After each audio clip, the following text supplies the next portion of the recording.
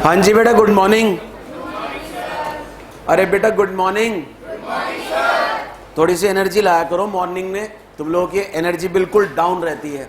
सबसे पहला पॉइंट तो अगर हम लोग बात करें, प्लीज आप ध्यान से, आप में से कोई ऐसा स्टूडेंट है जिसका फर्स्ट लेक्चर हो? आपका फर्स्ट लेक्चर है? आप प्लीज सुन लो। अच्छा बस प्लीज, लास्ट कुछ लेक्चर्स जो बैकअप के फॉर्म में मिले थे कंप्लीट किए थे या नहीं? कर लिया कंप्लीट? आपने किया था बेटा कंप्लीट? नहीं किया, कोई बात नहीं। आज के लेक्चर में बता देता हूं, प्रीवियस लेक्चर का थोड़ा सा लिंकेज है, ठीक है? जो यूनिट चल रही है उस यूनिट के अंदर अभी तक 2 लेक्चर्स हो चुके हैं, तो आज जो उस यूनिट का 3rd लेक्चर है, तो प्रीवियस जो 2 लेक्चर हुए हैं उन कॉन्सेप्ट का थोड़ा सा लिंकेज आएगा आज के लेक्चर में। तो अभी क्लास के बाद एक बार आप मेरे से मिल लेना, ठीक है? आप भी। अब सबसे पहला पॉइंट वापस प्लीज, सबसे पहला पॉइंट, लास्ट लेक्चर की बात करें तो लास्ट लेक्चर में हम लोगों ने जो टॉपिक चल रहा था, अभी वो टॉपिक कंप्लीट नहीं हुआ। टॉपिक हम लोगों का चल रहा था बेटा इंस्ट्रूमेंट्स ऑफ फिस्कल पॉलिसी। बेटा सबसे पहला इंस्ट्रूमेंट हमने क्या पढ़ा था? Tax. Tax as an instrument of fiscal policy. Second instrument क्या पढ़ा था?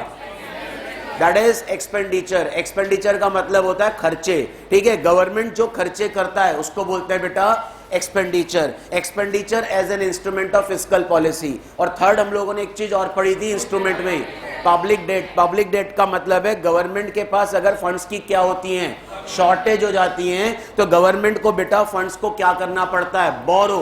बेटा गवर्नमेंट फंड्स को कहां से बोरो कर सकता है? 2 तरीके से, one is internal source, one is external source. Internal source के अंदर क्या आएंगी? 2 चीजें। एक तो अपने, एक मिनट, इंडियन गवर्नमेंट के पॉइंट ऑफ व्यू से इंडियन गवर्नमेंट कहां से बोरो कर सकता है? आरबीआई से। और अगर आरबीआई से बोरो नहीं कर रहा तो कहां से कर सकता है? पब्लिक से। पब्लिक से बोरो करते टाइम 2 चीजें बताई थी, एक था बेटा स्मॉल सेविंग्स और एक मैंने आपको क्या बताया था? बस हो गया काम। एनएससी बीएससी की बात नहीं कर रहा अभी मैं यहां पे। 1 मिनट, 1 सेकेंड, 1 मिनट, मैं वापस बोल रहा हूं। इंडियन गवर्नमेंट आरबीआई से बोरो नहीं कर रहा, पब्लिक से बोरो कर रहा है। तो मैंने आपको बताया था, एक तो इंडियन गवर्नमेंट क्या इशू करेगा? Securities in the form of bonds, और गवर्नमेंट को बोलेगा सिक्योरिटीज में क्या करो? इन्वेस्ट करो। और दूसरा एक और तरीका होता है एनएससी, नेशनल सेविंग सर्टिफिकेट्स भी इशू किए जाते हैं। गवर्नमेंट बोलता है पब्लिक को इन सर्टिफिकेट्स को क्या करो? इसमें इन्वेस्ट करो। अब मेरा क्वेश्चन आपसे है, मैंने 2 बताए थे, एनएससी को हम लोग क्या बोलते थे? Small savings. और बेटा बॉन्ड्स को हम लोग क्या बोलते थे? अब मुझे मार्केट लोन। अब बस इतना सोच के बताओ, इसमें से कौन सी ऐसी चीज है जो नॉट ट्रेडेबल होती है? एनएससी। तो याद रखना बेटा, एनएससी मतलब अगर आपने एनएससी नेशनल सेविंग सर्टिफिकेट में इन्वेस्ट किया, आपको गवर्नमेंट क्या देगा? एक सर्टिफिकेट जिसको बोलेंगे नेशनल सेविंग सर्टिफिकेट। वो आपके नाम पे है, आप किसी दूसरे के नाम पे उसको क्या नहीं कर सकते? ट्रांसफर। तो इतना ध्यान रखना, इंपॉर्टेंट है एमसीक्यू के लिए। इसके बाद बेटा वापस 3 इंस्ट्रूमेंट पढ़े थे, एक इंस्ट्रूमेंट और गिवन है, दैट इज वापस एक इंस्ट्रूमेंट और गिवन है आपके सिलेबस में। तो 4th इंस्ट्रूमेंट कौन सा है? बजट। वापस सुन लीजिए, पहला इंस्ट्रूमेंट पढ़ा था टैक्स, सेकंड पढ़ा था एक्सपेंडिचर, थर्ड पढ़ा था पब्लिक डेट। 4th इंस्ट्रूमेंट जो गवर्नमेंट का होता है फिस्कल पॉलिसी के अंदर, that is government budget. Government budget as an instrument of fiscal policy. इसका मतलब सर, गवर्नमेंट बजट के थ्रू भी कहीं ना कहीं डिमांड को क्या करता है? डिमांड को कंट्रोल करता है। तो government budget as an instrument of fiscal policy. एक और इंस्ट्रूमेंट है जिसको यह बोला गया है बजट। अब प्लीज सुनिए वापस से, पहले तो 4th पॉइंट हेडिंग डाल लो, government budget as an instrument of fiscal policy. Government budget के थ्रू भी, वापस सुन लो, गवर्नमेंट बजट के थ्रू भी एग्रीगेट डिमांड को क्या करता है? इन्फ्लुएंस करता है। तो अगर मैं बात करूं ओवरऑल, प्लीज आप सुनो, ओवरऑल 4 इंस्ट्रूमेंट गिवन है फिस्कल पॉलिसी के। पहला आपने कंप्लीट किया टैक्स, दूसरा कंप्लीट किया एक्सपेंडिचर, थर्ड कंप्लीट किया आपने पब्लिक डेट, 4th इंस्ट्रूमेंट क्या लिखा है? बजट। तो याद रखना बेटा, बजट के थ्रू भी एग्रीगेट डिमांड को क्या करा जाता है, इन्फ्लुएंस। मैंने आपको पहले भी बताया था, यहां पे मेनली फोकस किया गया डिमांड या डिस्पोजेबल इनकम पे। अब मेरा क्वेश्चन आपसे है, सबसे पहला पॉइंट मुझे बस इतना सोच के बताएंगे, बजट अगर मैं बात करूं, बजट में दो चीजें होती हैं, पता होना चाहिए आपको, नहीं पता तो सुनो। गवर्नमेंट जब बजट को प्रेजेंट करता है, ठीक है। अब पहला पॉइंट, सर ये जो बजट होता है इसको प्रेजेंट कौन करता है? बजट को प्रेजेंट किया जाता है बेटा फाइनेंस मिनिस्टर के थ्रू, ठीक है। तो बजट को बेटा फाइनेंस मिनिस्टर प्रेजेंट करते हैं, और फाइनेंस मिनिस्टर अकेले नहीं होते बजट को प्रेजेंट करते टाइम। फाइनेंस मिनिस्टर के साथ नीति आयोग, वापस बोल रहा हूं, आगे अभी तुम पढ़ोगे, फाइनेंस मिनिस्टर बजट को जब प्रेजेंट करते हैं तो बेटा कंसल्टेशन किसके साथ मिलके करते हैं? नीति आयोग के साथ। आपको पता होना चाहिए, फर्स्ट 5 ईयर प्लान्स सुने थे, 5 ईयर प्लान्स, 5 ईयर प्लान्स को कौन बनाता था? प्लानिंग कमीशन, ठीक है। प्लानिंग कमीशन को रिप्लेस कर दिया बेटा किससे? नीति आयोग। तो एक बात याद रखना, वापस आगे की यूनिट्स में आएगा पॉइंट, कि फाइनेंस मिनिस्टर बजट को जब प्रेजेंट करते हैं तो फाइनेंस मिनिस्टर बजट को प्रेजेंट करते टाइम किसके साथ कंसल्ट करते हैं? नीति आयोग के साथ। अभी के लिए सिर्फ इतना दिमाग में रखो। अब मेरा क्वेश्चन आपसे है, जब फाइनेंस मिनिस्टर बजट को प्रेजेंट करेंगे तो उसमें दो चीजें होंगी। एक क्या होगा? एक तो होगा बेटा गवर्नमेंट को रिवेन्यू, ठीक है, और एक होगा गवर्नमेंट के एक्सपेंडिचर। सिंपल सा मतलब है, जब बजट, वापस सुन लो, जब बजट को प्रेजेंट किया जाता है तो उसके अंदर दो चीजें होती हैं। एक तो होता है बेटा गवर्नमेंट के रिवेन्यू। रिवेन्यू कहां से आता है गवर्नमेंट के पास? कहां से आता है बेटा? टैक्सेस से। और दूसरी चीज होती है बेटा गवर्नमेंट कहां कहां पे खर्चे करेगा, जिसको हम लोग क्या बोलते हैं? एक्सपेंडिचर। तो एक बात याद रखना सर, सबसे पहला पॉइंट, सर बजट क्या होता है? Budget is simply a statement. Budget is simply a statement जिसमें दो चीजें शो होती हैं। एक तो गवर्नमेंट के क्या शो होते हैं? रेवेन्यू, कि गवर्नमेंट को रेवेन्यू कहां कहां से हो रहा है, ठीक है, एज वेल एज गवर्नमेंट के एक्सपेंडिचर। तो पहला point sir, budget is what? Budget is simply a statement जिसमें गवर्नमेंट के revenue as well as expenditure को शो किया जाता है। अब सर बजट, वापस सुन लो, अभी समझ आ जाएगा इसके आगे का पॉइंट। सर बजट दो तरीके के होते हैं, प्लीज सारे सामने देखना, इंपॉर्टेंट है, क्योंकि इससे अगली यूनिट जब पढ़ाऊंगा उसमें ये फिर से आएगा कॉन्सेप्ट। सर बजट दो तरीके के होते हैं। एक बजट को हम लोग बोलते हैं बैलेंस बजट, और एक बजट को हम लोग बोलते हैं अनबैलेंस बजट। इसका मतलब सर अगर आपसे एमसीक्यू आता है बजट कितने टाइप्स के होते हैं, तो आंसर इज व्हाट? दो। एक बजट को क्या बोलते हैं? बैलेंस, और एक को क्या बोलते हैं? अनबैलेंस। सर अगर अनबैलेंस बजट की बात करें तो अनबैलेंस बजट फर्दर दो तरीके के होते हैं। एक होता है जिसको बोलते हैं सरप्लस, और एक होता है जिसको बोलते हैं डेफिसिट। वापस सुन लो, अनबैलेंस बजट फर्दर दो कैटेगरी के होते हैं, एक होता है सरप्लस और एक होता है बेटा डेफिसिट। अब वापस आते हैं सर, बजट के अंदर भी मैंने आपको बताया बजट के अंदर कितनी चीजें होंगी? बजट के अंदर कितनी चीजें होंगी? One is revenue, one is expenditure. अब देखो जरा सर, बैलेंस बजट कौन सा होता है? बैलेंस बजट वो होता है जहां पे total revenue equals to total expenditure. Balance का मतलब ही क्या है? जितना रेवेन्यू उतना ही एक्सपेंडिचर। तो गवर्नमेंट का total revenue equals to total expenditure, इस बजट को हम लोग क्या बोलते हैं? Balance budget. Sir second point, sir unbalance क्या होता है? अनबैलेंस में कहीं ना कहीं इक्वल नहीं होगा। अनबैलेंस ही वर्ड क्यों आया? अनबैलेंस का मतलब कहीं ना कहीं रेवेन्यू और एक्सपेंडिचर इक्वल नहीं होंगे। सर अगर मैं सरप्लस की बात करता हूं तो सरप्लस में थॉट लगाओ, रेवेन्यू ज्यादा होगा या एक्सपेंडिचर? तो सरप्लस बजट कौन सा होता है? सरप्लस बजट में बेटा total revenue is greater then total expenditure. और डेफिसिट बजट कौन सा होता है? इसका उल्टा, जिसमें, एक मिनट, जिसमें total expenditure is greater then total revenue. तो प्लीज इधर देखो जरा, वापस प्लीज ध्यान से सुनो। मैंने क्या बोला? सबसे पहला पॉइंट, बजट भी एक इंस्ट्रूमेंट होता है फिस्कल पॉलिसी का। दूसरा पॉइंट, सर बजट होता क्या है? एक स्टेटमेंट होती है, ठीक है, उस स्टेटमेंट में दो चीजें होती हैं, one is revenue, one is expenditure.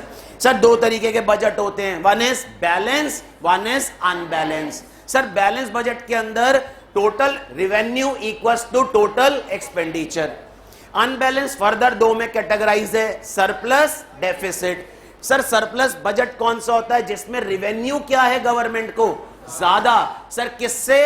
Expenditure से। और वापस सर डेफिसिट बजट कौन सा होता है? जिसमें कहीं ना कहीं एक्सपेंडिचर क्या है? ज्यादा। किससे? रेवेन्यू से। अब एक मिनट, अब मेरा क्वेश्चन है, प्लीज मुझे आंसर दीजिएगा। एग्रीगेट डिमांड, अब वापस सुन लो प्लीज, डिमांड है कम, वापस सुन लो, एग्रीगेट डिमांड क्या है? कम। अब मैं बैलेंस की बात ही नहीं कर रहा, क्योंकि बैलेंस बजट का तो कोई, वापस, बैलेंस बजट का तो कोई इफेक्ट ही नहीं है किस पे? डिमांड पे। सुन लो, बैलेंस बजट का तो कोई इफेक्ट ही नहीं है किस पे? डिमांड पे। भाई जितने क्या हुए गवर्नमेंट को, जितना गवर्नमेंट को क्या हुआ उतना ही क्या कर दिया? एक्सपेंडिचर, कहानी खत्म। तो लेकिन अगर मैं बात करूं वापस, बैलेंस बजट का तो कोई भी डिमांड पे क्या नहीं आता? इफेक्ट। लेकिन अगर मैं बात करता हूं आपसे, इस पॉइंट को ध्यान से सोच के आंसर देना। डिमांड है कम, डिमांड क्या है? कम। डिमांड को गवर्नमेंट को क्या करना है? बढ़ाना है। इसका मतलब एग्रीगेट डिमांड को गवर्नमेंट को रेस करना है। खर्चे ज्यादा करेगा या कम करेगा? भाई इतना सोचो, डिमांड को बढ़ाना है, डिमांड को बढ़ाना है तो टैक्स क्या करता है? कम। और खर्चे क्या करेगा? इतना समझ आया? अब बस सोच के बताओ, डिमांड को बढ़ाने के लिए क्या ज्यादा है? टैक्स कम है, एक्सपेंडिचर क्या है? इसमें से कौन सा बजट पेश होगा? इधर वहां से पक्का? यही पॉइंट है। अब मुझे सोच के बताओ ना कहीं जब फाइनेंस मिनिस्टर क्या पेश कर रहे होंगे? बजट। तो बेटा फाइनेंस मिनिस्टर को लगेगा कि डिमांड क्या है? कम, हमें डिमांड को क्या करना है? ज्यादा। तो बेटा कौन सा बजट पेश होगा? और दूसरी बात, फाइनेंस मिनिस्टर को लगता है कि सब कुछ सही चल रहा है, ठीक है, हमें कुछ भी करने की जरूरत नहीं है, तो कौन सा बजट पेश होगा? बैलेंस। इसलिए वर्ड आ रहा है बैलेंस बजट का एग्रीगेट डिमांड पे क्या नहीं आता? कुछ भी इफेक्ट। तो इसलिए बोला गया कि बजट भी एक इंस्ट्रूमेंट होता है। सर किसका इंस्ट्रूमेंट होता है? फिस्कल पॉलिसी का। और बजट भी एग्रीगेट डिमांड पे क्या डालता है? इफेक्ट डालता है। आई होप क्लियर है। अब एक पॉइंट मेरा और है, आपसे ध्यान से सुनना। अगर बजट कौन सा है? सरप्लस। सरप्लस में गवर्नमेंट को ज्यादा क्या है और क्या कम है? तो गवर्नमेंट, वापस, गवर्नमेंट ने जो बोरोइंग्स करी होंगी, वापस सुन लो, गवर्नमेंट ने क्या करी होंगी? बोरोइंग्स। बोरोइंग्स को क्या बोलते हैं? मैंने बताया था, पब्लिक डेट। लास्ट लेक्चर में बता रहा था तुम लोगों को। सोच के देखो, गवर्नमेंट ने बोरोइंग्स करी होंगी, इसको क्या बोलते हैं? Public debt. इसका मतलब गवर्नमेंट बोरोइंग्स। अब मैं कह रहा हूं गवर्नमेंट को रीपेमेंट करनी है ना बोरोइंग्स। अब जल्दी रीपेमेंट कौन से बजट के थ्रू होगी? पॉइंट सुन लो, 2 पॉइंट आ रहा है। इसका मतलब सुन लो, एग्रीगेट डिमांड को क्या करना है? एक मिनट, एग्रीगेट डिमांड कम थी, बढ़ाना है। कौन सा बजट पेश हो रहा है? पक्का? दूसरी बात, गवर्नमेंट को रीपेमेंट करनी है। रीपेमेंट जल्दी हो तो बेटा गवर्नमेंट कौन से बजट को प्रेजेंट करेगा? ये 2 पॉइंट हैं जिन पे तुम्हारे मॉड्यूल में एमसीक्यू है। अब point is that surplus budget के अंदर जब रेवेन्यू ज्यादा है, एक्सपेंडिचर कम है, तो कहीं ना कहीं गवर्नमेंट की बोरोइंग्स जल्दी उतरेंगी, यस या नो? तो बेटा याद रखना एक चीज, ऐसा कौन सा बजट है जो एग्रीगेट डिमांड पे इंपैक्ट डालता ही नहीं? कहानी खत्म। दूसरा, ऐसा कौन सा बजट है जिसमें जो पब्लिक डेट है, गवर्नमेंट बोरोइंग्स, वो जल्दी रीपे होंगी। कौन सा ऐसा बजट है जिसमें एग्रीगेट डिमांड को बढ़ाना है? तो पॉइंट इज दैट, ये पॉइंट दिमाग में रख के तुम्हारा फोर्थ पॉइंट बनाया है तुम्हारे मॉड्यूल में, that is budget as an instrument of fiscal policy. अब एक बात याद रखना, ये टॉपिक आगे डिटेल में आएगा इंडियन इकोनॉमी वाले चैप्टर में। नीति आयोग के बारे में पूरा डिटेल में दे रखा है इंडियन इकोनॉमी वाले चैप्टर में। सर नीति आयोग के बहुत सारे फंक्शंस होते हैं, नीति आयोग के बहुत सारे रोल्स होते हैं, वो सब कुछ आपको इंडियन इकोनॉमी वाले चैप्टर में पढ़ाया हुआ है। बस इतना दिमाग में रखो, बजट को फाइनेंस मिनिस्टर प्रेजेंट करते हैं और किसके साथ? नीति आयोग के साथ कंसल्ट करके। बस इतना दिमाग में रखो। यहां तक क्लियर है सबको? तो फोर्थ लिखवा रहा हूं, पहले उसको अपडेट करो इंस्ट्रूमेंट्स में। तो आपने हेडिंग डाली है government budget as an instrument of fiscal policy. इसमें पहले बजट की एक डेफिनेशन लिखवाई है। बजट एक तरीके का क्या है बेटा? स्टेटमेंट, जिसमें कितनी चीजें शो होंगी? One is revenue, one is expenditure. तो पहले बजट की एक लाइन की डेफिनेशन लिखो। The budget is simply a statement. The budget, आगे आ जाओ बेटा पीछे से, यहां पे है स्पेस, आगे आ जाओ। The budget is simply a statement. The budget is simply a statement of revenue. Revenue कहां से होगा गवर्नमेंट को बेटा? रेवेन्यू कहां से होता है? टैक्स से। तो ये लिखवा रहा है, the budget is simply a statement of revenue earn from taxes. Earn कहां से? Earn, revenue earn from taxes, earn from taxes and expenditure made by government. अब मुझे बताओ गवर्नमेंट खर्चे कहां कहां करेगा? कहां करता है गवर्नमेंट खर्चे? बताए थे तुम लोगों को। एक मिनट, कितने तरीके के खर्चे होते हैं? पहला खर्चा कैपिटल, दूसरा ट्रांसफर पेमेंट, तीसरा करंट एक्सपेंडिचर। अब पहला पॉइंट, कौन सा ऐसा खर्चा है जो जीडीपी पे कंट्रीब्यूट नहीं करता? Very good. मुझे बताओ कैपिटल एक्सपेंडिचर के थ्रू गवर्नमेंट क्या क्रिएट करता है? एसेट का एग्जांपल इंफ्रास्ट्रक्चर, ठीक है। और करंट एक्सपेंडिचर कौन सा होता है? जो गवर्नमेंट के डे टू डे फंक्शनिंग में होता है, ठीक है। अब मुझे बस इतना सोच के बताओ ये क्या बोल रहा है? बजट के अंदर एक तो रिवेन्यू होता है गवर्नमेंट को, रिवेन्यू कहां से आता है? और बजट के अंदर गवर्नमेंट क्या शो करता है? एक्सपेंडिचर कहां पे करेगा गवर्नमेंट? इंफ्रास्ट्रक्चर पे करेगा, ट्रांसफर पेमेंट वाले, ये सब क्या है? एक्सपेंडिचर। तो यही बोल रहा है बेटा, budget is simply a statement, वापस, budget is simply a statement of revenue earn from taxes and expenditure made by government in the form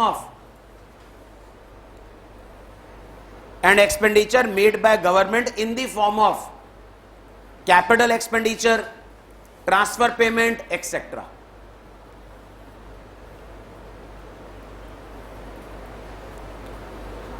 full stop. अब नेक्स्ट लाइन लिखो जरा एक। अब ये बता रहा है कितने तरीके के बजट होते हैं। कायदे में कितने होते हैं? One is, second one is unbalance में सरप्लस डेफिसिट। अब तुम्हारे मॉड्यूल ने बैलेंस, सरप्लस, डेफिसिट 3 लिख दिए, लेकिन याद रखना सरप्लस और डेफिसिट किसका पार्ट है? अनबैलेंस का।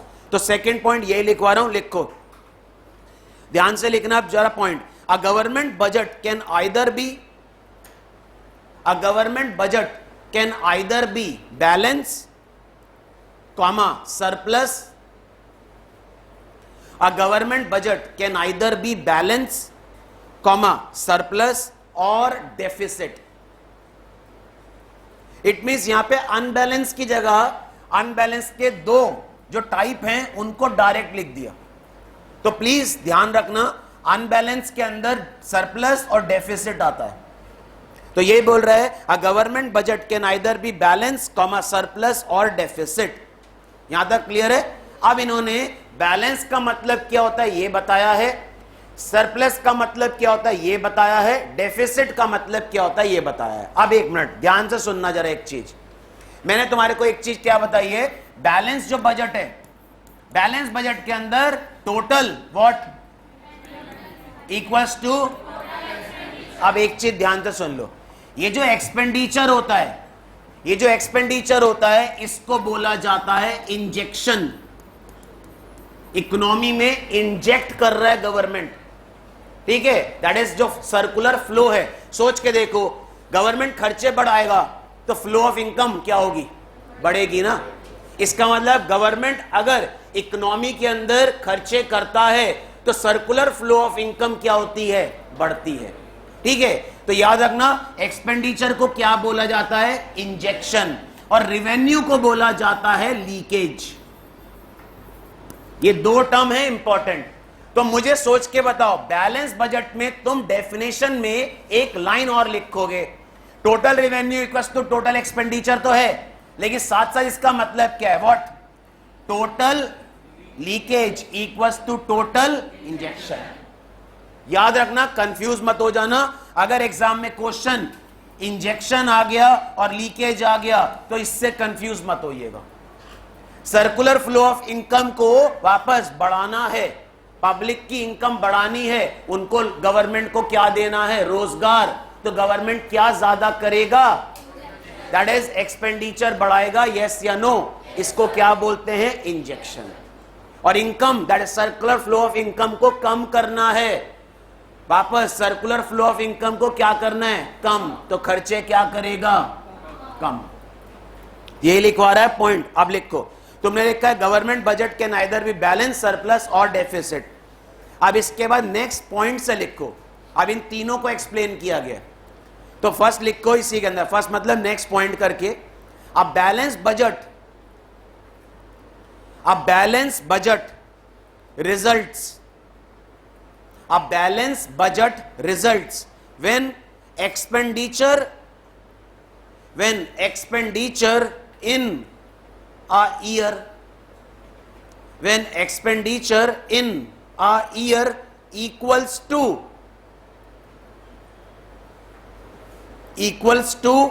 revenue for that year. A balanced budget result when expenditure in a year equals to revenue for that year. यहां पे दो चीज को अंडरलाइन करो, revenue equals to expenditure, that is expenditure equals to revenue. अब एक बात और बताओ, एक पॉइंट और लिखनी है इसमें, बैलेंस बजट का डिमांड पे कोई इफेक्ट है, क्यों, क्योंकि revenue equals to what, expenditure. तो याद रखना एग्रीगेट डिमांड पे बैलेंस बजट कोई भी क्या नहीं डालता, इफेक्ट। तो यही पॉइंट लिखना है फुल स्टॉप के बाद, ध्यान से लिखना, balance budget will have no effect, balance budget will have no effect on aggregate demand, balance budget will have no effect on aggregate demand. Since, क्यों नहीं है इसको बता रहा है, since leakages are equal to, क्या आएगा, since leakages are equal to injection. अब एक मिनट यहां अंडरलाइन करो, नो इफेक्ट, अंडरलाइन करो नो इफेक्ट, और अंडरलाइन करो लीकेजेस इक्वल टू इंजेक्शन। वापस एक्सपेंडिचर को क्या बोलते हैं, और एक मिनट रेवेन्यू को, तो भाई इतना ध्यान रखना, गड़बड़ मत कर देना एग्जाम में। नेक्स्ट कौन से बजट की बात करेगा, सरप्लस। तो नेक्स्ट पॉइंट लिखो, अब बजट सरप्लस या सरप्लस बजट कुछ भी लिख सकते हैं। अब बजट सरप्लस, अब budget surplus occurs when government, एक मिनट, सरप्लस कब होगा, जब टैक्स ज्यादा होगा या एक्सपेंडिचर ज्यादा होगा, टैक्स ज्यादा होगा। इसका मतलब रेवेन्यू क्या है, टैक्स ज्यादा कलेक्ट करेगा ना, तभी तो रेवेन्यू ज्यादा है। तो ये लिखवा रहा है, A budget surplus occurs when government collect more, वापस, more tax, when government collect more tax than what it spends. When government collect more tax, मतलब टैक्स ज्यादा है तो रेवेन्यू क्या हो गया, ज्यादा, और खर्चे क्या करे, कम. When government collect more tax than what it spends, spending क्या हो गई, स्पेंडिंग क्या हुई, कम, और रेवेन्यू क्या हुआ. तो यही बोल रहा है ना, सरप्लस बजट में government collect more tax than what it spends. Line समझ आ गई. अब एक मिनट लिखना है, अपने समझ लेकर लिख लो. Revenue is greater than expenditure. तुम्हारे मॉड्यूल ने यहां पे रेवेन्यू एक्सपेंडिचर की जगह वर्ड क्या लिख दिया, government collect more tax than what it spends. Spending कम है और टैक्स ज्यादा कलेक्ट कर रहा है. अब एक मिनट, थर्ड कौन सा बजट की बात करिए, तो लिखो थर्ड पॉइंट. नेक्स्ट पॉइंट मतलब a budget deficit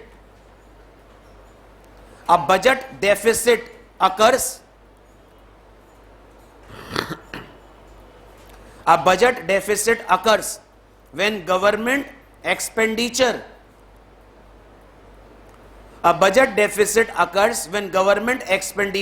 in a year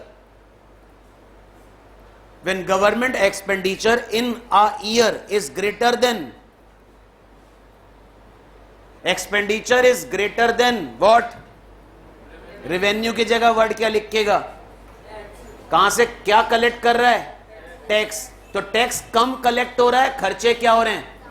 तो यही बोल रहे हैं, लाइन लिखवा रहा है, a budget deficit occurs when government expenditure in a year is greater then tax revenue it collects. Line समझ आ गई. आप सुनो, मैंने तुम्हारे को एक चीज और बताई थी. गवर्नमेंट ने बोरोइंग्स, वापस गवर्नमेंट के पास बोरोइंग्स हैं. बोरोइंग्स को क्या बोलते हैं, पब्लिक डेट. बोरोइंग्स को रीपे करना है और जल्दी रीपे करना है, कौन सा बजट आएगा. अब पॉइंट जो लिखवा रहा हूं नोट डाल के लिखना, नोट डाल के लिखना, इंपॉर्टेंट पॉइंट है, ध्यान से लिखना, इस पे एमसीक्यू है. Budget surplus reduces means budget कौन सा सरप्लस की बात कर रहा है, budget surplus reduces national date.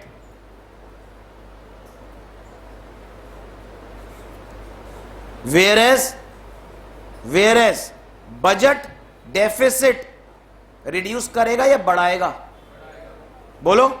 अगर कौन सा बजट है, डेफिसिट के अंदर बोरोइंग्स जल्दी उतरेंगी या नहीं. सोच के देखो, खर्चे क्या हो रहे हैं, रेवेन्यू क्या है, और तुमने लोन ले रखा है, तो तुम लोन जल्दी उतार पाओगे नहीं. अब सुन लो ध्यान से क्या लिखवा रहा, ध्यान से. Budget surplus reduces national debt whereas budget deficit will add national date.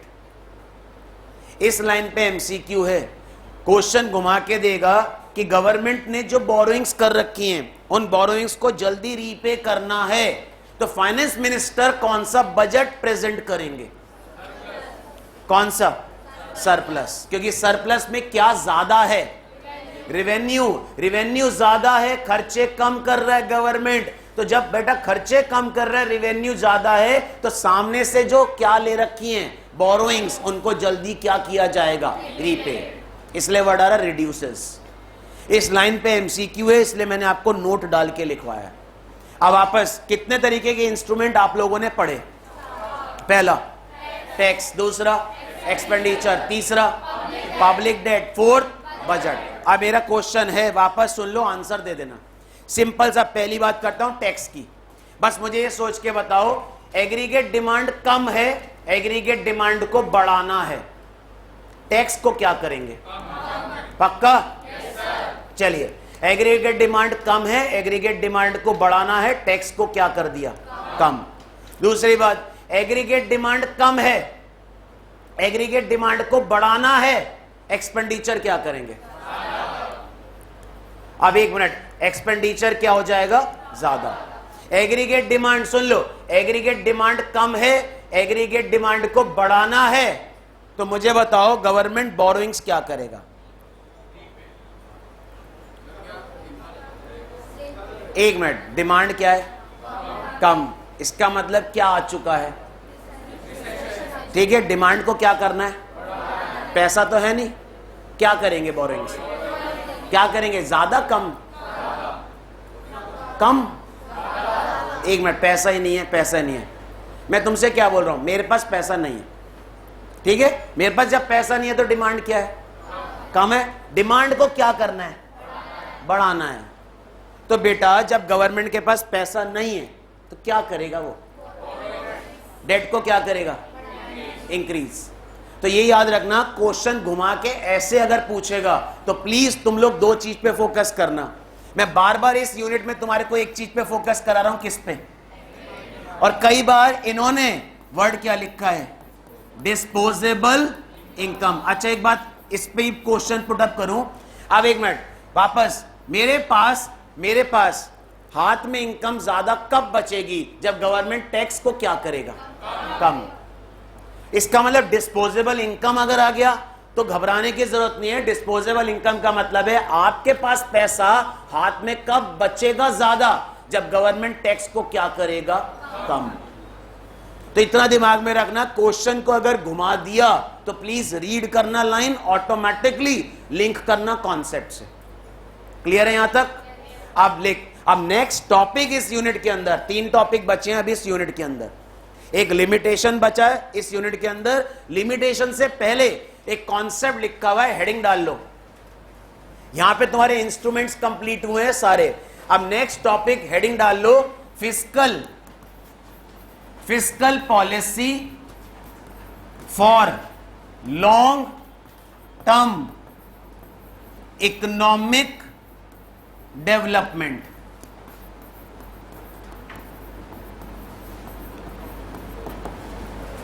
Please सुन लो, इंपॉर्टेंट टॉपिक है, पहले नहीं था, बाद में इस टॉपिक को इंट्रोड्यूस किया था। Fiscal policy for long term economic development. Development की जगह आप ग्रोथ भी लिख सकते हैं, डेवलपमेंट की जगह आप ग्रोथ भी लिख सकते हैं। अब बस इतना याद करके बताओ, ऑब्जेक्टिव पढ़ाए थे फिस्कल पॉलिसी के, कितने ऑब्जेक्टिव थे? क्लास से भगाऊंगा आज तुम लोगों को एक एक करके।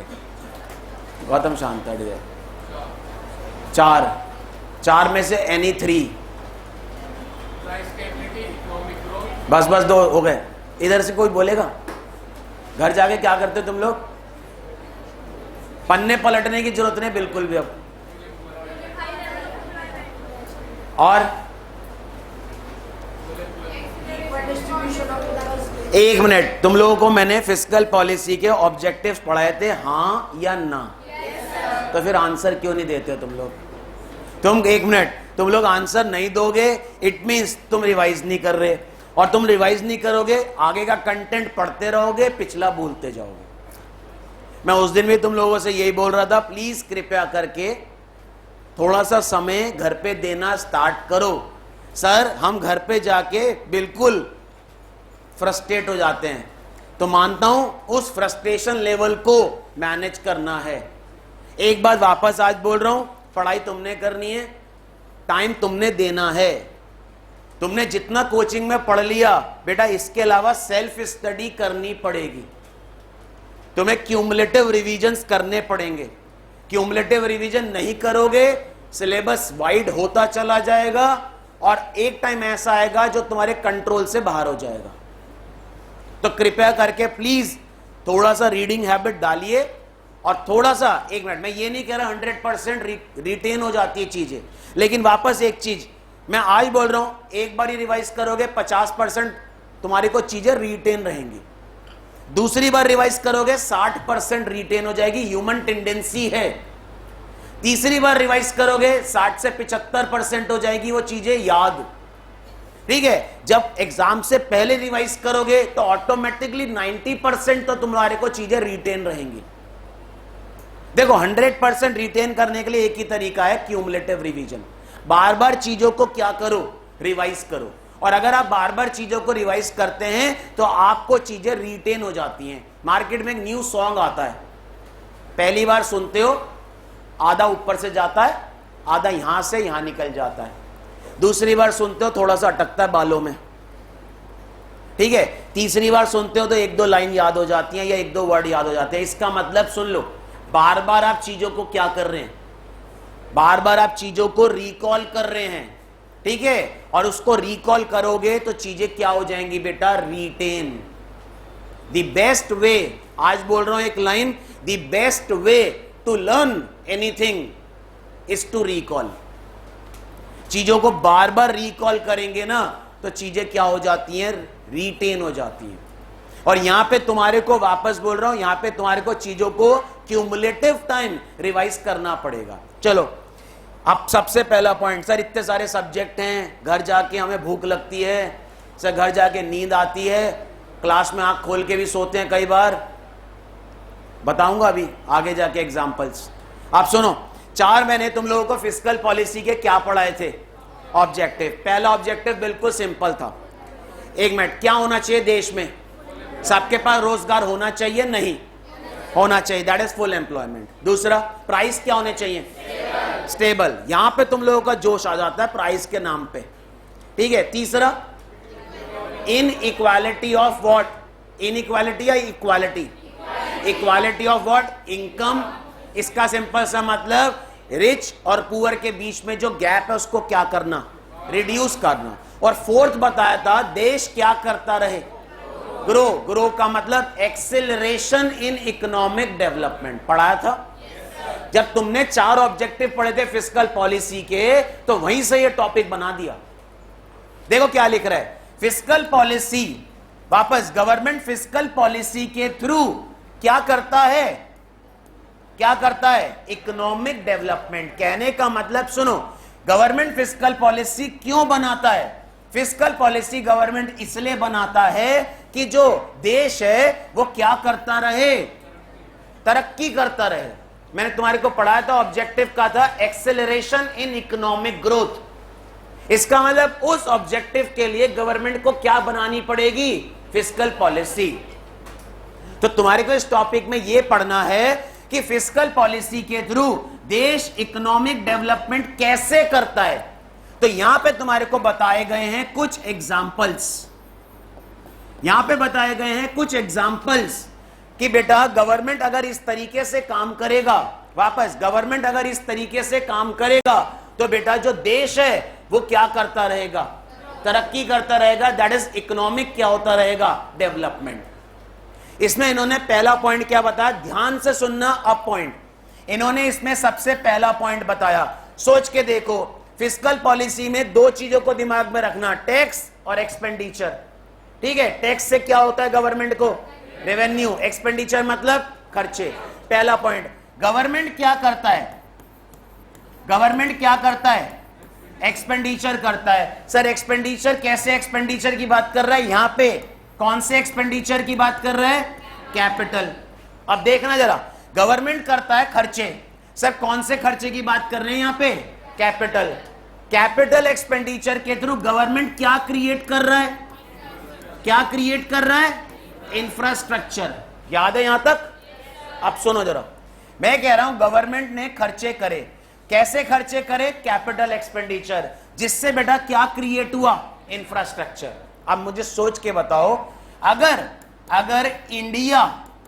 अगर इंडिया का इंफ्रास्ट्रक्चर बहुत बढ़िया होगा, सोच के देखो, सारी चीजें मॉडर्नाइज हो गई, इंडिया का इंफ्रास्ट्रक्चर बहुत बढ़िया हो गया, well establish road, bridges, highways, हर चीज स्मूथ हो गई, तो बेटा मुझे सोच के बताओ, जितनी भी दूसरी देश की क्या है कंपनीज, वो इंडिया में आएंगी, हां या ना।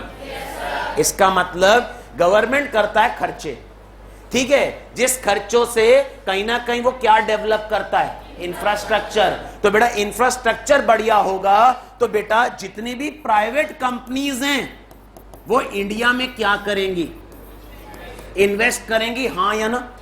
जब बेटा दूसरी कंट्री की कंपनी इंडिया में अपने प्लांट लगाएंगी तो इंडिया के पास टैक्स ज्यादा आएगा कम? इंडिया तरक्की करेगा या नहीं करेगा? पहला पॉइंट देखो यहां पे, फिस्कल पॉलिसी के थ्रू देश क्या करता है?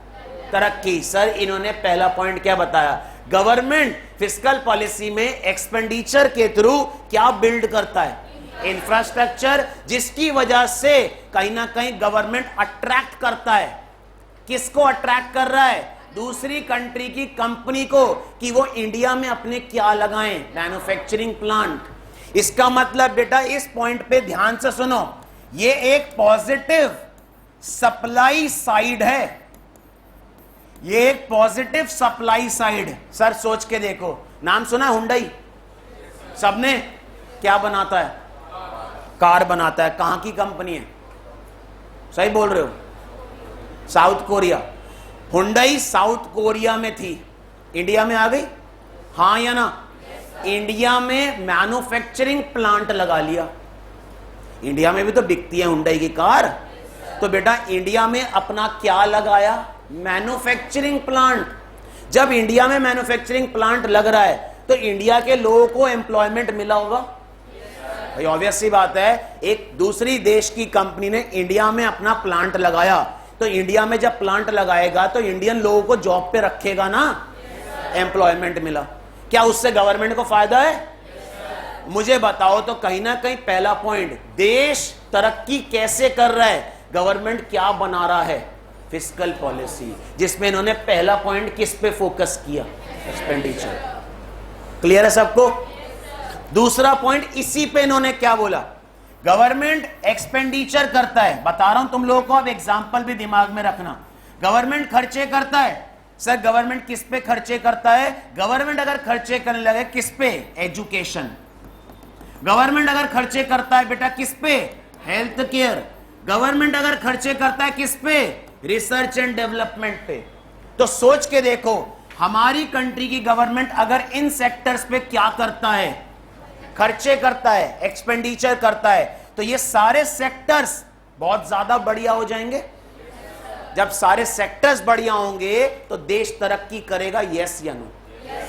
अभी बताता हूं तुमको, मुझे सोच के बताओ कौन सा ऐसा कंट्री थी जो सबसे पहले पहुंचा? चंद्रयान सुना?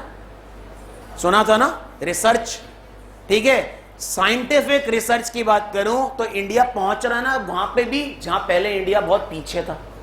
तो इंडिया का नाम ऊपर हो रहा है। यस या नो? इसका मतलब बेटा गवर्नमेंट कहता है हम इन सेक्टर्स पे क्या कर रहे हैं? खर्चे कर रहे हैं। ये सेक्टर्स मजबूत होंगे तो कहीं ना कहीं हमारा देश भी क्या होगा? तरक्की करेगा। और आज तुम्हें बताया तो एक चीज, हेल्थ केयर में, वापस बोल रहा हूं, हेल्थ केयर में सबसे पहले नंबर 1 पे जो था वो था इटली। बाद में सिंगापुर आ चुका है अब हेल्थ केयर में, लेकिन इंडिया भी पीछे नहीं है। आज की डेट में जो फैसिलिटी, हेल्थ केयर की बात कर रहा हूं, हेल्थ केयर के अंदर इंडिया पीछे नहीं है।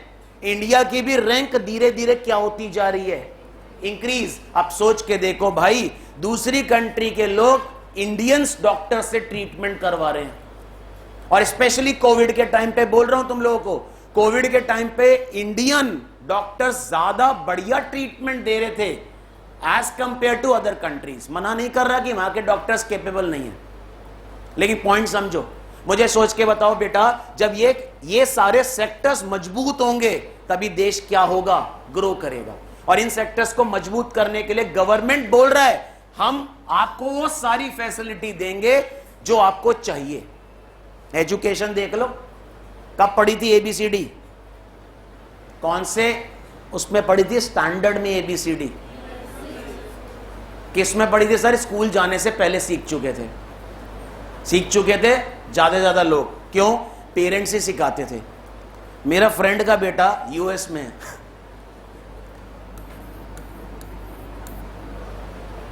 अब स्टार्ट करिए 1 2 3 4। हाँ, खुद बोल रहा है, इंडियन है भाई, मेरा फ्रेंड है, बोल रहा है इंडिया में था, US सेटल हो गया, सॉफ्टवेयर इंजीनियर है। अ पॉइंट इज दैट अब स्टार्ट कर रहा है ABCD। वो कह रहा है भाई मैं तो निकलवा दूंगा और वापस आ जाऊंगा कहां पे? अब एक बात, हम थर्ड में पता ना क्या आर्टिफिशियल इंटेलिजेंस पे पहुंच चुके हैं और वो ABCD पे हैं। एक मिनट, आज भी बोल रहा हूं, सर्च कर लेना। फॉरेन कंट्रीज में सबसे ज्यादा man power specially in IT sector Indians हैं, वहां पे रिसोर्सेज हैं। प्रॉब्लम इज दैट इंडिया में एक ही पॉइंट की प्रॉब्लम आ रही है, पॉपुलेशन ज्यादा है, दैट्स इट। तो यहां पे यूपी की जितनी पॉपुलेशन है वो पूरे वहां पे US की पॉपुलेशन है। That is the main problem, जिसकी वजह से कहीं ना कहीं ये जो इनइक्वालिटी है ना, ये बढ़ती जा रही है। लेकिन सोच के देखो, इंडिया का, वापस बोल रहा हूं, education sector is much more, वापस much more strong as compare to others. आज बोल रहा हूं ये चीज। और इन सेक्टर्स को मजबूत करने के लिए किसको आना पड़ रहा है बीच में? गवर्नमेंट आ रही है। और गवर्नमेंट क्या कर रहा है इन पे? एक्सपेंडिचर। तो सोच के देखो, 2 पॉइंट। पहले पॉइंट में गवर्नमेंट एक्सपेंडिचर किस पे कर रहा है? इंफ्रास्ट्रक्चर मजबूत होगा तो दूसरे देश की कंपनीज इंडिया में अपना क्या करेंगी? ऑपरेशंस। तो ये कैसा साइन है? Positive supply side. ठीक है। सेकंड पॉइंट, गवर्नमेंट अगर खर्चे कर रही है इन सेक्टर्स पे, तो बेटा कहीं ना कहीं ये सेक्टर्स मजबूत होंगे, जिसकी वजह से देश भी क्या करेगा? तरक्की करेगा। दोनों पॉइंट क्लियर है? पहले लिखो ये 2 पॉइंट। हेडिंग डाल ली तुम लोगों ने? लिखो, पहला हेडिंग डालो, fiscal policy. Fiscal policy for long term economic development, या इकोनॉमिक डेवलपमेंट की जगह ग्रोथ भी लिख सकते हैं। डैश जाके पहले एक लाइन लिखो ध्यान से। फिस्कल पॉलिसी इन्फ्लुएंस, और ये ऑब्जेक्टिव से उठाए इन्होंने। Fiscal policy influence economic growth. Fiscal policy influence economic growth. That is, अब दैट इज करके पॉइंट्स लिखवा रहा हूं।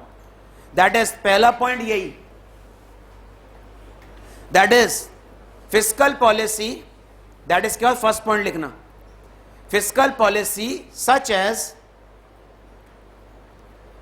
Fiscal policy such as those involving infrastructure spending. कौन सी पॉलिसी की बात कर रही है? Fiscal policy such as those involving infrastructure spending. कौन सी स्पेंडिंग की बात है बेटा? यहां पे कौन से खर्चे की बात हो रही है? तो लाइन लिखने का तरीका देखो, fiscal policy such as those involving infrastructure spending generally have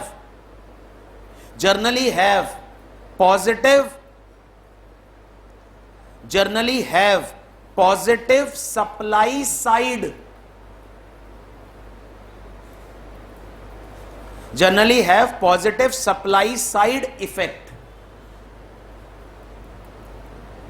positive supply side effect कैसे? गवर्नमेंट ने कैसे खर्चे करे, जिससे क्या बिल्ड करा? तो ये पॉजिटिव साइन कैसे है? और सप्लाई वर्ड क्यों आ रहा है?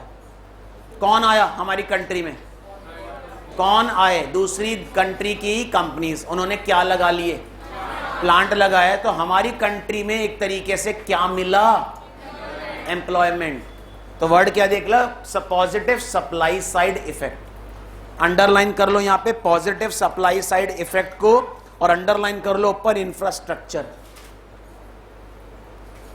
अब सेकंड, दूसरे खर्चे इन्होंने क्या बताया बेटा? किस पे खर्चे कर रहा है गवर्नमेंट? बहुत सारे सेक्टर्स पे। अब वो सेक्टर्स के पॉइंट ऑफ व्यू से बात करी, सेक्टर्स मजबूत होंगे तो देश तरक्की करेगा। लिखो second, government provisions of public goods. इनको ही पब्लिक गुड्स की कैटेगरी में डाल दिया, ऐसे गुड्स जो सबको चाहिए। Government provisions of public goods such as education, comma health care, comma research and development, जिसको शॉर्ट फॉर्म में R&D बोलते हैं।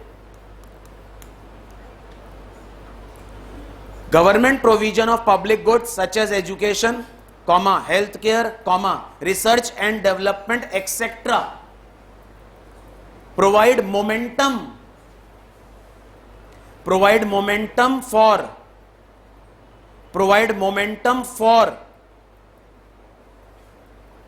लॉन्ग रन इकोनॉमिक ग्रोथ,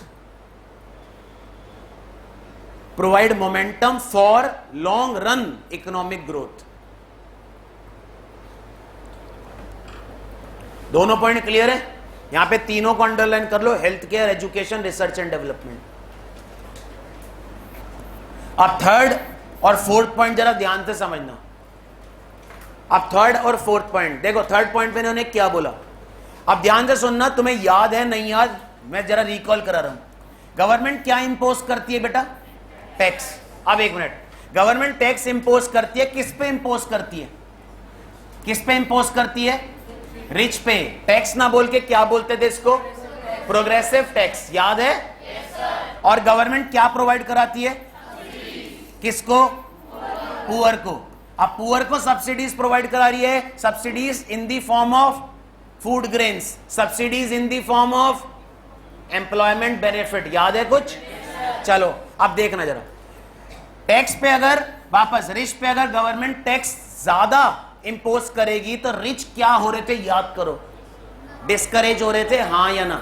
मैंने तुम्हारे को दो चीज पढ़ाई थी, इक्विटी, एफिशिएंसी, याद है?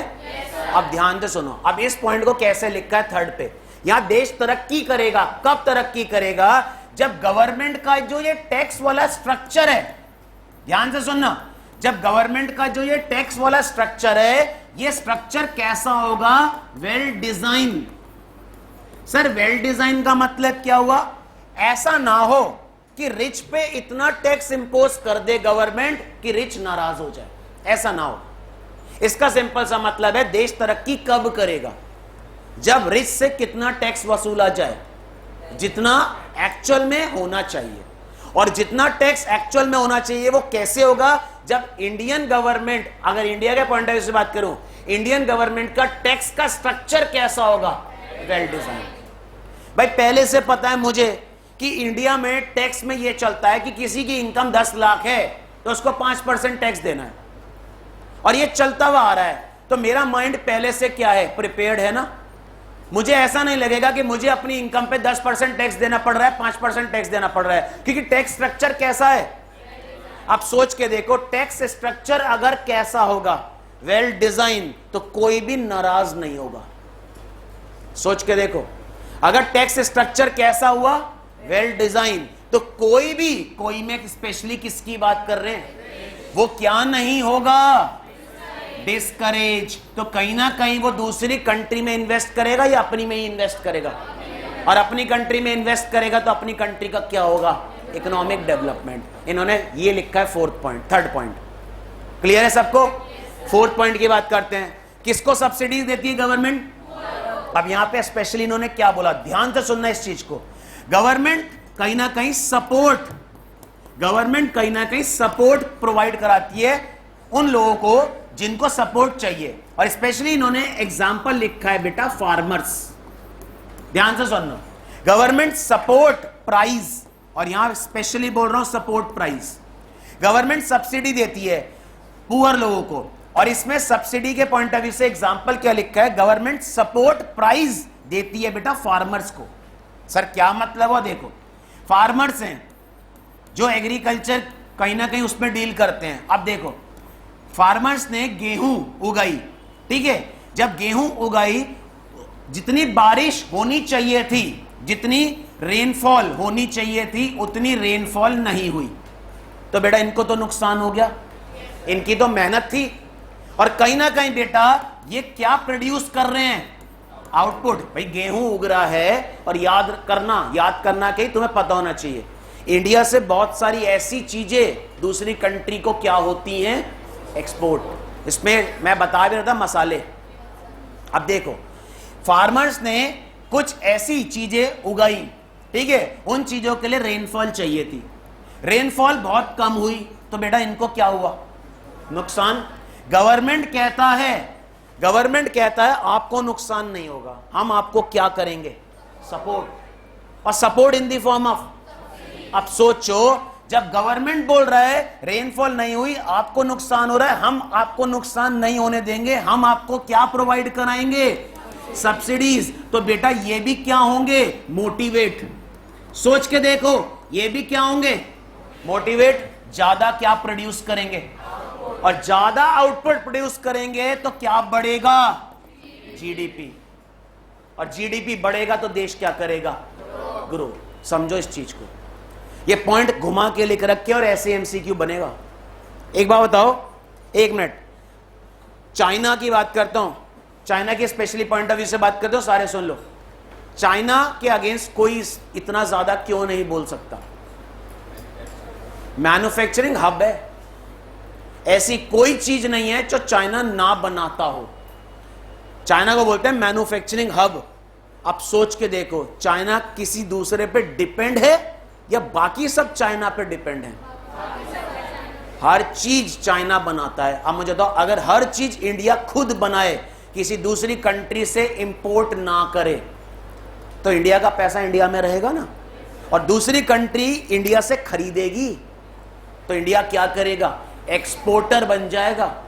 तो बेटा इंडिया जब हर चीज खुद क्या करेगा, प्रोड्यूस, तो बेटा कंट्री की क्या रेज होगी, जीडीपी। 2 पॉइंट ये लिखे हैं, अगले 2 पॉइंट यहां पे। 1 मिनट, जिसका भी फोन है ना प्लीज बंद कर लो नोटिफिकेशन, क्योंकि तुम्हारी आत्मा भटकने लगती है। अपनी आत्मा को वापस ले आओ इधर, क्योंकि आत्मा इधर उधर भटकी, आंसर गलत हो जाएंगे एग्जाम में। और सीधा सा बोल रहा हूं, रिजल्ट यहां पे जो राशन कार्ड आएगा ना, और यहां पे रिजल्ट में क्या लिखा आएगा, लिखना नहीं चाह रहा मैं, तो जिसका भी नोटिफिकेशन है ना बंद कर दो फोन को थोड़ी देर के लिए। अब आपस सुन लो, 3rd पॉइंट पे इन्होंने फिर बात करी किसकी, टैक्स, और टैक्स स्ट्रक्चर कैसा होना चाहिए जिससे कोई भी क्या नहीं होगा। 4th पॉइंट पे इन्होंने किसकी बात करी है, किसको मिलेगी सब्सिडीज, फार्मर्स को। फार्मर्स क्या होंगे, उससे ज्यादा क्या प्रोड्यूस करेंगे, ज्यादा क्या बढ़ेगा, और देश तरक्की करेगा। क्लियर है? लिखो 3rd पॉइंट। बर्बाद कर दिया एंड्रॉइड ने, आईओएस ने, और रही सही कसर पूरी कर दी जियो ने, फ्री में बांट दिया इंटरनेट। यहां पे लगवाऊंगा अभी अमित सर को बोल के नेटवर्क जैमर। हाँ आते हैं मार्केट में, छोटा सा एक डिवाइस आती है, यहां लग जाएगी, सबके नेटवर्क बंद, मेरा भी बंद हो जाएगा। तो इसमें क्या, मेरे पास वाईफाई का पासवर्ड है, वो बंद नहीं होगा, इंटरनल नेटवर्क बंद हो जाएगा। 3rd लिखो, चलो बातें बंद प्लीज। 3rd लिखो। अच्छा 1 मिनट, इन्होंने 3rd पॉइंट और 4th पॉइंट कैसे लिखा सुन लो प्लीज। टैक्स से कुछ लोग क्या हो जाते थे, डिस्करेज, कुछ खुश होते थे। कौन डिस्करेज होता था और कौन खुश होता था? ऐसा ना हो तो गवर्नमेंट को टैक्स स्ट्रक्चर कैसा करना पड़ेगा। तो ये पॉइंट इन्होंने 2 पॉइंट में ब्रेक करके लिखा, मैं एक में ही लिखवा रहा हूं। लिखो इसको।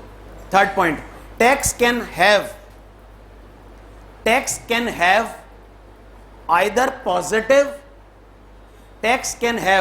either positive or negative impact।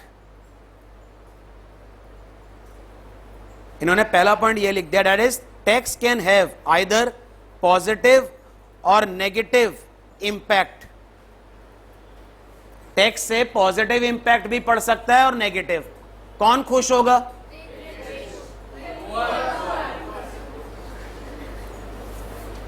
बेटा नींद में हो क्या? कौन खुश होगा? कौन नाराज होगा? ऐसा नहीं होना चाहिए। तो स्ट्रक्चर कैसा हो? अब आगे लिखना, टैक्स कैन हैव, सुन लो, tax can have either positive और negative impact, full stop. A well-designed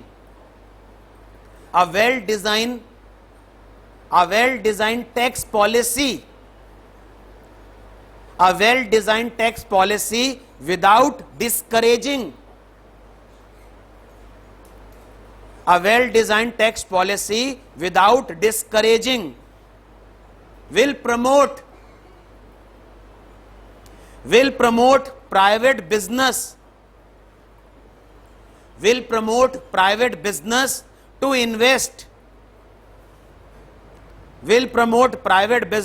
invest and thereby help economic growth।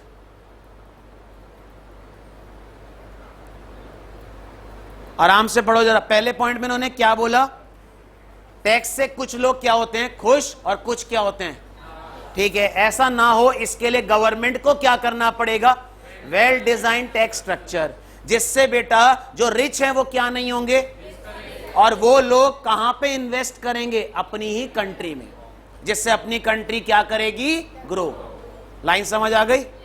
Fourth point इन्होंने किस पे बात करी है, किसको सब्सिडी दे रहे हैं, स्पेशली फार्मर्स, और क्या दे रहे हैं उनको, सपोर्ट, जिससे फार्मर्स क्या हो रहे हैं, ज्यादा क्या प्रोड्यूस कर रहे हैं। लिखो fourth, subsidies and support price, subsidies and support price to producers, subsidies and support price to producers. यहां प्रोड्यूसर्स के ब्रैकेट में स्पेशली लिख लो फार्मर्स, क्योंकि फार्मर प्रोड्यूस करते हैं output. Subsidies and support price to producers, bracket में लिखो फार्मर्स, जनरेट हायर आउटपुट। भाई इतनी लाइन लिख के छोड़ दी। अब बस इतना बताओ इस लाइन का मतलब क्या है, जनरेट हायर आउटपुट। एक मिनट, फार्मर्स को क्या दे रही है गवर्नमेंट, सपोर्ट। सपोर्ट क्यों दे रही है, जो उनका नुकसान है वो नुकसान कौन पूरा कर रहा है, government, in the form of support, जिससे फार्मर्स क्या हो रहे हैं, जब कोई सामने वाला मोटिवेट हो रहा है तो ज्यादा क्या प्रोड्यूस होगा, और जब ज्यादा आउटपुट प्रोड्यूस होगा तो बेटा क्या बढ़ेगी। ये लाइन लिखी है सिर्फ लास्ट पॉइंट, स्पेशली यहां पे अंडरलाइन कर लो, सपोर्ट प्राइस और फार्मर्स। क्लियर है यहां तक। इससे आगे का पढ़ेंगे नेक्स्ट लेक्चर में। Till then good bye.